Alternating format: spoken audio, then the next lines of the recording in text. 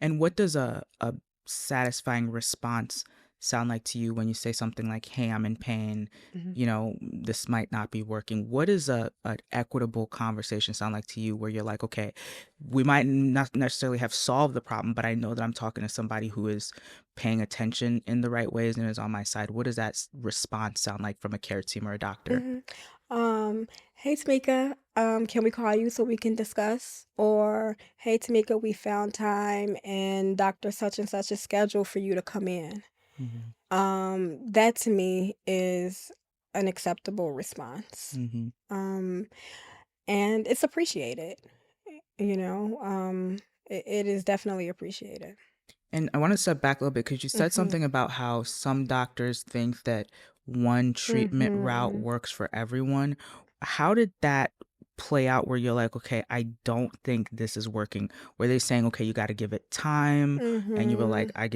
I've given it enough time? Or Mhm. what did that look like where you're like, I don't think this is the right treatment? Because you sometimes don't even know what all your options are You if you're don't. getting, You don't. so how did you come I'm to that? gonna be very honest. If something was not working for me, I stopped.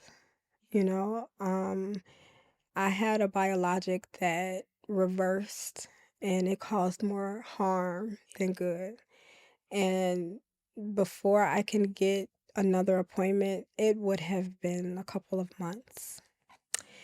And unfortunately, it was just a side effect of that medication. But by the time I did see the doctor at the time, they did acknowledge that this medication has, caused this issue. Um, but I was told you got to give it time.